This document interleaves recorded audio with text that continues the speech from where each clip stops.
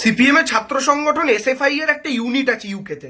তারা কদিন আগে লেটার পর্যন্ত দিয়েছিল অক্সফোর্ড ইউনিভার্সিটিকে যেন এই প্রোগ্রামটা সাকসেসফুল না হয়, কিন্তু তারা যখন সেটা পারলো না, আলটিমেটলি উপস্থিত হয়ে অসভ্যতামিটা করলো। এবার আমাকে একটা কথা বলুন, আলটিমেটলি সিপিএম কি এতে বাংলায় 0 থেকে 1 হবে? হবে না। বাংলার মানুষের কাছে সিপিএম আরো ঘৃণার নজরে তাদেরকে দেখা হবে। এবং আমি বলছি, এই ঘটনা চলাকালীন মমতা বন্দ্যোপাধ্যায় যেভাবে হাসি মুখে একের পর এক জুতো এই সিপিএম এর উচ্চিংড়েগুলোর মুখে মারলেন হাসি মুখে, এই জুতোগুলো আসলে সিপিএম এর এই লন্ডনের উচ্চিংড়েগুলোর মুখে পড়েনি, তাদের বাংলার এক একটা নেতার গালে পড়েছে।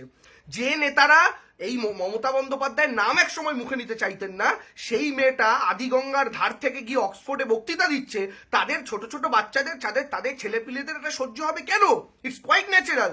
তারা যেটা করেছেন সেটা তারা তাদের জাত চিনিয়েছেন, এতে মমতা বন্দ্যোপাধ্যায়ের বদনাম হয়নি।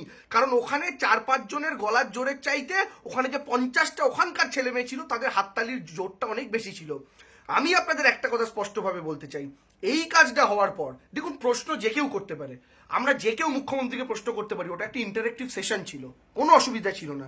কিন্তু প্রশ্ন আর কলতলার ঝগড়া করা, আর একজন মুখ্যমন্ত্রীর সাথে যিনি বাংলার রিপ্রেজেন্টেটিভ, তিনি তো কোনো পার্টির রিপ্রেজেন্টেটিভ ছিলেন না, তার সঙ্গে এভাবে মুখে মুখে তর্ক করা এবং এইভাবে ইনসাল্ট করা, মিথ্যে বলছেন আপনি, এই সমস্ত কথাবার্তা বলা, এগুলো আলটিমেটলি ওরা ভেবেছিল তৃণমূল নেত্রী মমতা বন্দ্যোপাধ্যায়ের ইমেজকে আমরা ক্ষতিগ্রস্ত করতে পারবো। কিন্তু ওরা ভুলে গেছিল মমতা বন্দ্যোপাধ্যায় সেখানে তৃণমূল নেত্রী হিসেবে যাননি, বাংলার রিপ্রেজেন্টেটিভ, ভারতের রিপ্রেজেন্টেটিভ হয়ে গেছেন।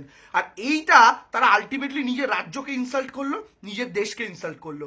এই একই কাজ ভারতীয় জনতা পার্টি করেছিল 21-এর বিধানসভা নির্বাচনের আগে বাংলায় নেতাজির জন্মদিন উপলক্ষে ভিক্টোরিয়ায়। নরেন্দ্র মোদী স্টেজে উপস্থিত ছিলেন, সেই সরকারি মঞ্চে, নেতাজির মঞ্চে রাজনৈতিক স্লোগান তুলে ওই স্টেজকে অপবিত্র করেছিল। আজকে সিপিএম একই কাজ করলো, এবং আমি আপনাদের দায়িত্ব নিয়ে বলছি, বাংলার মানুষ সুদে আসলের জবাব দেবে।